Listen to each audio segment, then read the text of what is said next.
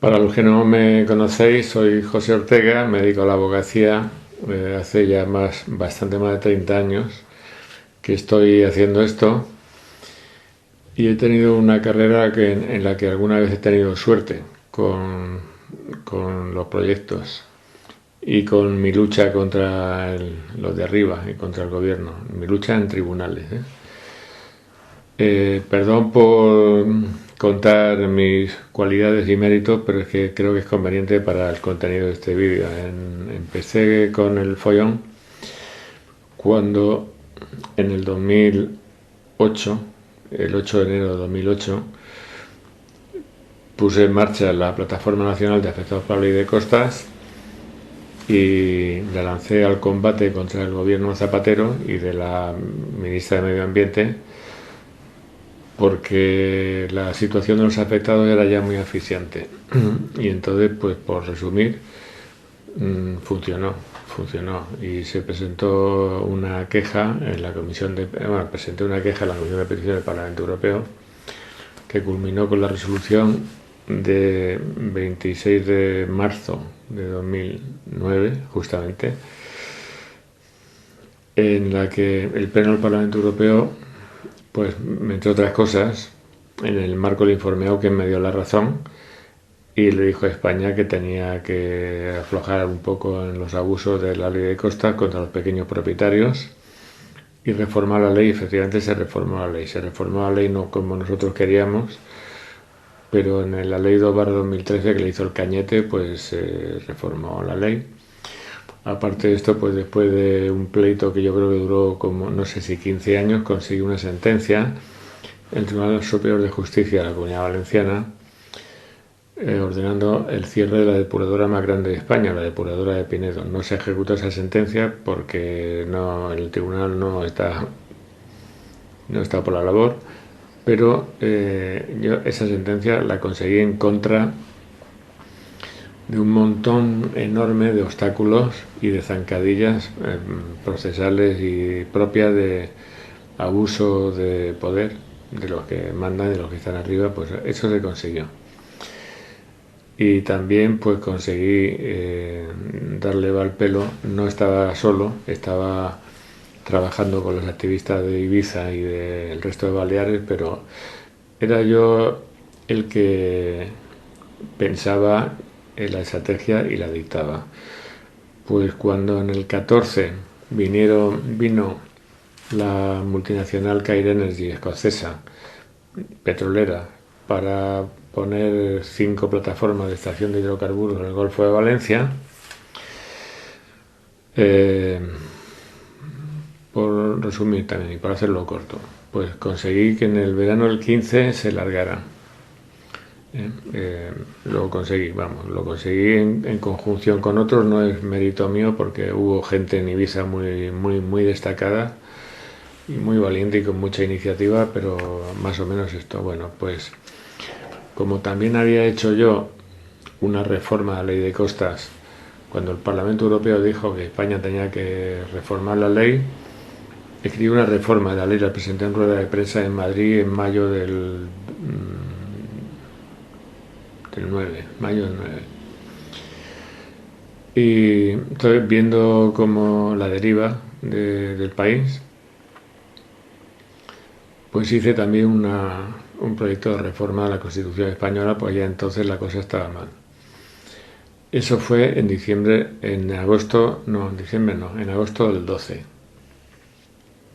Digo el 2012, no digo 2022, 2012. Escribí esta reforma de la Constitución, me ayudó muchísimo Miguel Rix con su radio Salud y Libertad, radio por internet, pero no conseguimos que la gente apoyara, por lo que fuera. Voy a explicar en síntesis, en todo lo más brevemente que pueda, en qué consiste esta reforma. Esta reforma pues contiene las bases para que la democracia sea de verdad, esto que queremos todos.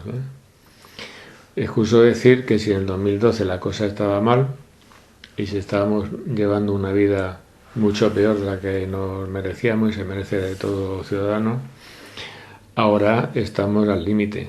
Y ahora, en teoría, este proyecto que yo hice hace tantísimo tiempo ya, tantísimo tiempo, se van a cumplir 13 años, pues debería de ser la columna vertebral y la herramienta principal de trabajo de la resistencia democrática contra el gobierno de este.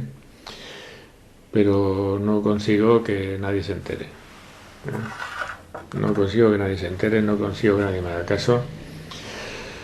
Los grandes abogados de la resistencia que están en la mente de todos, las personas, los abogados más destacados, que se han distinguido más en la lucha contra la dictadura, especialmente su versión dictadura sanitaria, son todos conocedores de este proyecto, porque tuve el honor de exponerlo en un encuentro de estos abogados precisamente en Madrid. Era el 18 de marzo del 20, ¿qué? Del 23, ¿no? Sí. Todos lo conocen, este proyecto, porque allí lo conté. Pero no hay calor, no hay apoyo. No. Por alguna razón no hay apoyo. Bueno, pues ya está, lo voy a explicar. Una de las medidas estrella, absolutamente necesaria, es la limitación drástica del gasto electoral, por una razón, que es que cuando los partidos políticos se gastan esa cantidad brutal y disparatada de millones en las campañas electorales, eso no tiene como propósito el dar a conocer un mensaje electoral, sino crear un foso económico insalvable entre estos partidos que son mafias auténticas y los partidos políticos que de forma espontánea y bien intencionada pudieran hacer del pueblo para mejorar la vida en común. Entonces, si tú coges y dices, no, usted se puede gastar 3.000 euros o 6.000 euros en una campaña y no más, no 300 millones de euros ni 1.000 millones de euros. Se acabó el pateo ya del PP, del PSOE y de todos, se acabó. En el texto se pone entonces cómo hay que hacer las campañas electorales, pero no me voy a detener porque esto se haría eterno.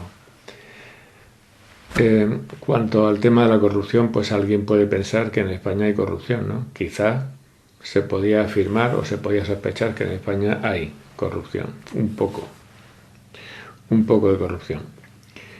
Cuando Rajoy, yo hice este texto y conté esto que voy a contar ahora en el 12, y en el 14, pues Rajoy hizo la ley de transparencia. ¿Por qué no funciona la ley de transparencia? Porque muchas veces no te contestan porque no les da la gana, otras veces no contestan porque no les salen los huevos, y otras veces te contestan y te dicen que no te informan porque son protección de datos personales, que es últimamente un comodín, ¿qué tal? Entonces, yo creo que la fórmula que propuse es mucho más eficiente en la práctica que la que puso en marcha Rajoy, que es la de Rajoy es información activa, es decir, a requerimiento, a petición, pero la que había propuesto yo 2 años antes es la información pasiva, es decir, tú no tienes que pedir que te informen de nada, porque tiene que estar toda la información contable del Estado, toda la información económica del Estado, todas las cuentas del Estado, todos los contratos administrativos del Estado, todos los extractos de cuenta Visa, repito, esto es importante, todos los extractos de cuenta Visa de autoridades, funcionarios y gente que manda y que tiene coche oficial, permanentemente en Internet a disposición de todos los ciudadanos, porque en ese caso, si se hiciera así, nunca podría haber un político corrupto que le metiera la mano a la caja o se llevara la mordida por temor a que en algún momento, en cualquier momento, un economista en paro o un asesor fiscal al que ha abandonado a su mujer o viceversa, que también vale, asesora fiscal a la que ha abandonado su cónyuge, pues que no podía estar seguro de que una persona de esta no se ponga a revisar las cuentas y encuentre algo. Por más aguja en un pajar que sea, siempre se podría encontrar algo. Fin de subvenciones a los partidos políticos, a los sindicatos y a las organizaciones empresariales. Fin, el que quiera un partido político que se lo pague. Entonces veríamos cómo estos semidioses, que son los que están en Génova y en Ferraz y el otro no sé dónde anda, ni me importa, pues serían como nosotros, serían como todos. Y creo que habréis oído hablar como todo en el sentido de que les tiene que costar, que les tiene que costar, y que tienen que vivir de sus cuotas, lo mismo que la asociación Atenea o cualquier otra asociación también vive de las cuotas de sus asociados y lleva una vida modesta, pues la vida modesta que tienen que llevar estos. O sea, menos gambas, menos menos gambas y más trabajar. De las subvenciones a los sindicatos digo exactamente lo mismo. Y en cuanto a las organizaciones empresariales, yo creo que se las subvenciona por simetría con los sindicatos. Pero bueno, en fin, se acabó. Fuera. Lo mismo que se decía, el que quiera de la Iglesia Católica, el que quiera una religión que se la pague, pues el que quiera un partido que se lo pague, el que quiera un sindicato que se lo pague, y lo otro también. Otra cosa.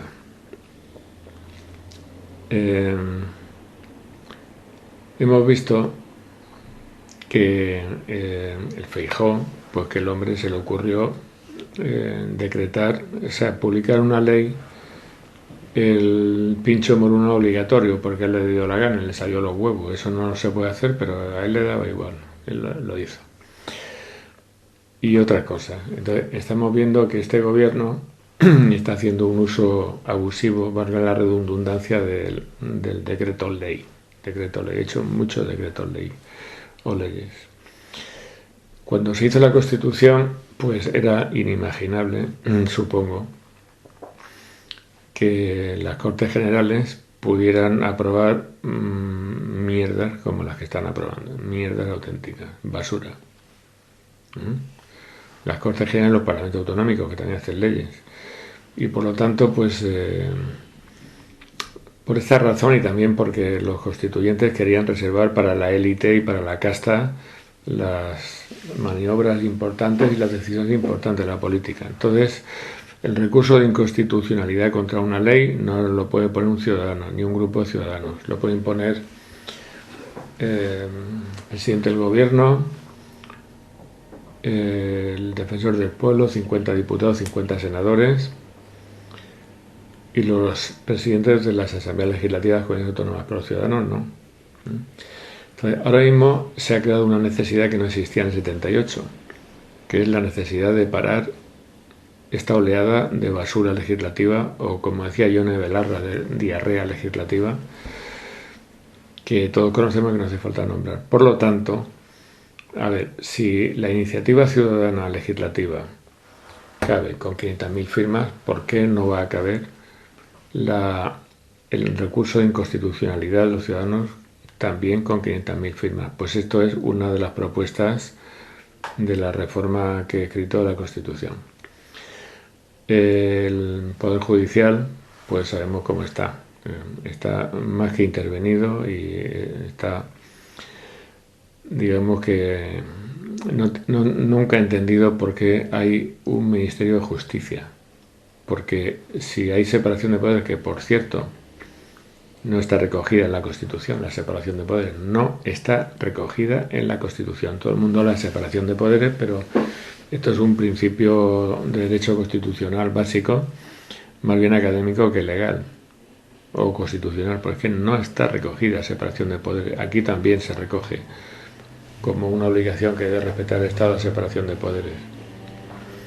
Si hay separación de poderes, ¿qué pinta un poder embutido dentro de otro? Es decir, ¿qué pinta el Ministerio de Justicia? Que es el poder ejecutivo mangoneando el poder judicial.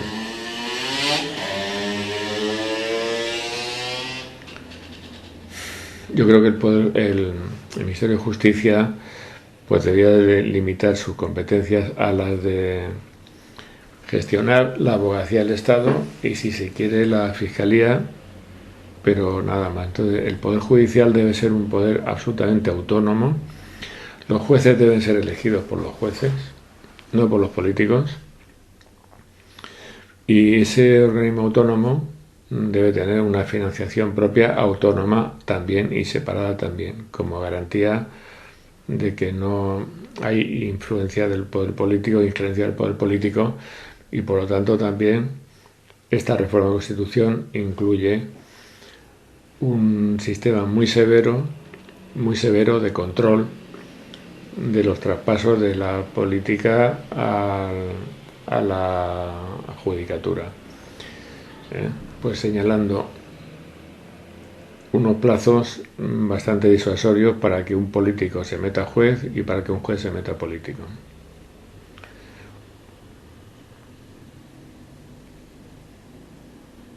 ...50 diputados y no más. 50. Uno por provincia. 50 diputados. El Senado fuera. ¿Quién quiere el Senado? ¿Y para qué hace falta el Senado? ¿Y qué función cumple el Senado? Lo de la Cámara de Representación Territorial es ortopédico. Ortopédico. Porque los derechos son de los ciudadanos. El sistema de derechos que nació en la Revolución Francesa es un sistema de derechos individuales. Son derechos del individuo, derechos de las personas, no derechos de los territorios ni derechos de los colectivos. Entonces, esto del Senado como Cámara de Representación Territorial, digo que es ortopédico porque es que no sabían qué función darle al Senado. El Senado es un resto del siglo XIX, la Cámara Alta, la Cámara de los Lores, la Cámara Alta, porque en el siglo XIX había una cosa llamada el voto censitario, y es que solamente podían votar los que aportaban con sus impuestos determinada cantidad como mínimo. Y durante mucho tiempo el Senado fue la Cámara de los nobles, de los marqueses, de los condes y de los varones y de los... De hecho, una quinta parte, cuando se hizo antes con las primeras elecciones antes de la Constitución, una quinta parte de los senadores fueron de designación real. Entonces el Senado fuera. El Congreso, 370 diputados, no, 50. Y tú dices, no, es que entonces las comisiones de trabajo, las comisiones de, pues eso, ¿no? de especialidades por temas de cada ley. La Comisión de Defensa, la Comisión de Medio Ambiente, la Comisión de Agricultura, los proyectos de ley que se presentan, bueno, pues que trabajen. O sea, que trabajen. Si son 50, en vez de ser 370 o lo que sean ahora, pues coño, que trabajen, ¿no? Digo yo.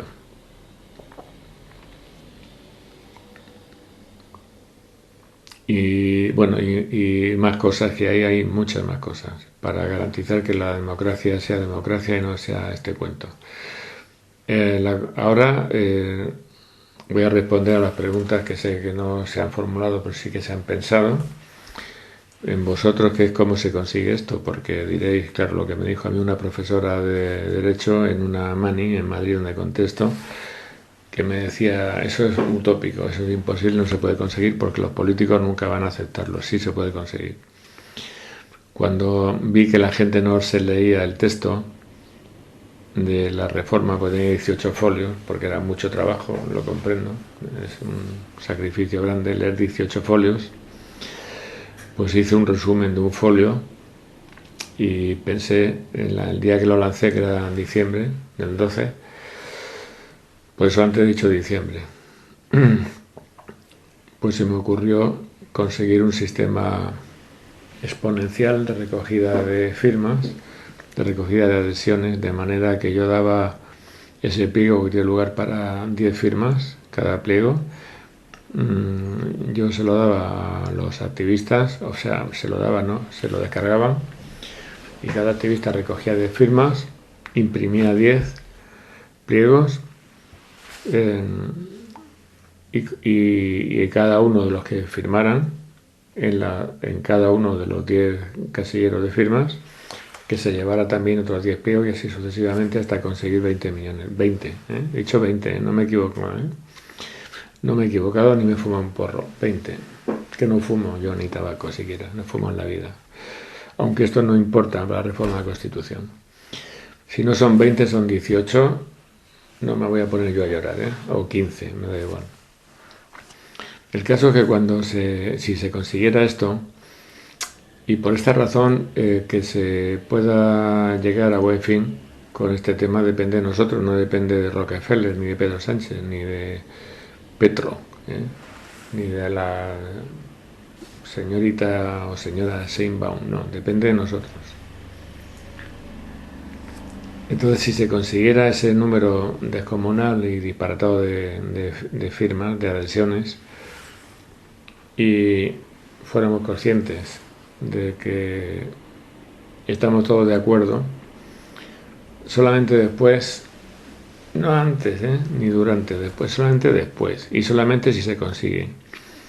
Entonces se forma lo que yo en principio había ideado como un partido político, pero de partido nada, porque ahora mismo, con mucha razón, la sola mención de la expresión gramatical partido político da ganas de vomitar. Partido político no, agrupación de electores, que es lo mismo, pero que no tiene esa carga peyorativa. Se hace una agrupación de electores que tiene como único punto en su programa electoral la reforma de la Constitución. Solamente la reforma de la Constitución y nada más que eso, fuera. Entonces, si yo he conseguido 20 millones, algunos estarán mirando a las telarañas del techo a decir, ¿cómo 20 millones? Como ya dije en San Chinarro, ya va siendo hora de pensar en grande, ¿no os parece? Es decir, ya va siendo hora de pensar en grande y dejarse de cositas. Vamos a dejarnos de cositas, 20 millones. Entonces, esa agrupación de electores se presenta a las elecciones generales con el único propósito de la reforma de la Constitución, porque no va a formar gobierno. Lo único que va a hacer es aprobar la reforma de la Constitución. El requisito que prevé la propia Constitución para su reforma, la reforma agravada, la que afecte a derechos fundamentales, creo recordar que son 3/5 partes del Congreso y del Senado. Si se hace esto así y se consiguen los 20 millones de firmas, se conseguirían no las 3/5 partes del Congreso y del Senado, sino muchas más. No sé si el 100%, pero tampoco es cuestión de abusar.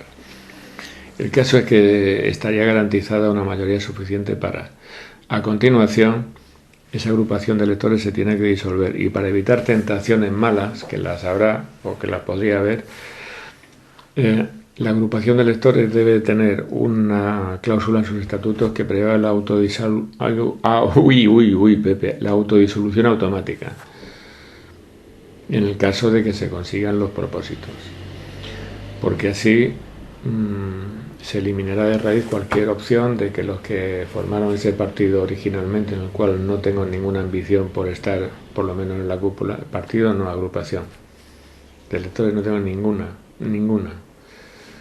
Pero yo no soy Pablo Iglesias. De hecho, durante el proceso, ya en el 12 o en el 13, me hicieron la propuesta y me dijeron, vamos a hacer una comida con un sindicalista muy potente que te va a apoyar. No, porque entonces sería uno más. Y no queremos ser uno más, queremos romper la pana. El partido se autodisuelve, reforma la Constitución, disuelve, si forma el gobierno, pues formará el gobierno para disolver las Cortes. Nada más. Y nada más, nada más. Y a continuación, pues se convocan elecciones auténticamente libres y democráticas, por fin, en España. Y así es como esto se puede conseguir. Entonces tenéis dos opciones. Una de ellas es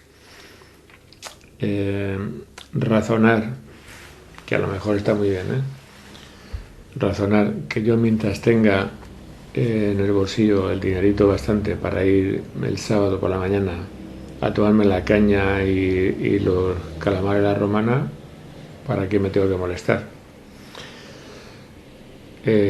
Y esta es una opción. La otra opción pensar un poco y sentir un poco y experimentar el dolor de todo lo que nos está pasando y el miedo de lo que nos va a pasar, la inquietud. Miedo no, yo no quiero esparcir miedo, quiero esparcir esperanza y soluciones, o proporcionar esperanza y soluciones. Es decir, la inquietud razonable que siente toda persona normal ante lo que nos puede pasar, y nos va a pasar seguramente si no hacemos algo, pues creo que aconseja el tomarse en serio esto, que por alguna extraña razón que no puedo comprender, lleva 12 años y medio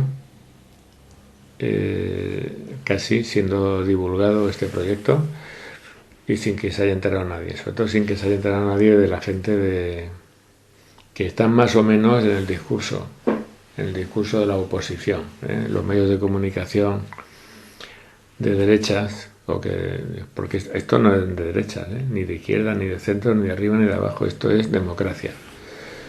Pero estos medios de comunicación, que eran los que más, como Periodista Digital, Libertad Digital, OK Diario y demás familia, El Objetivo y todos estos, pues no les se ve que no les ha llegado, ¿no?, la noticia de que hay una posible solución. Ya está. ¿Vais a apoyarme? No, apoyarme no, perdón, porque esto no es mío. Es que parece que estoy pidiendo algo para mí, siempre lo digo cuando estoy en una cosa de estas. ¿Vais a apoyar el proyecto o preferís seguir llorando?